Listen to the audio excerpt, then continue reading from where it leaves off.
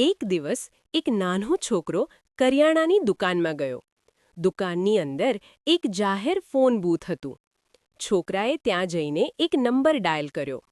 દુકાનદાર શાંતિથી તેની વાતચીત સાંભળતો રહ્યો.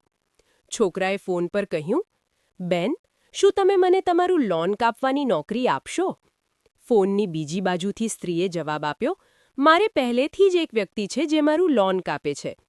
છોકરાએ ફરી કહ્યું, "હું હાલ જે વ્યક્તિ લોન કાપે છે તેના કરતાં અડધી કિંમતે કામ કરી દઈશ." પણ સ્ત્રીએ કહ્યું, "હું હાલ જે વ્યક્તિ લોન કાપે છે તેનાથી બહુ સંતોષમાં છું." છોકરાએ હાર ન માની અને શાંતિથી કહ્યું, "હું તમારું પોર્ચ અને વરાંડું પણ સાફ કરી દઈશ, જેથી તમારું લોન આખા વિસ્તારનું સૌથી સુંદર લાગશે." સ્ત્રીએ નમ્રતાથી જવાબ આપ્યો, "ના, ધન્યવાદ." છોકરો હળવું સ્મિત કરીને ફોન મૂકી દે છે. આ બધું ધ્યાનથી સાંભળતો દુકાનદાર છોકરાની પાસે આવ્યો અને કહ્યું, "બેટા, તારો અભિગમ અને તારી સકારાત્મક ભાવના મને બહુ ગમી. હું તને નોકરી આપવા માંગુ છું." છોકરાએ શાંતિથી જવાબ આપ્યો, "ના, ધન્યવાદ.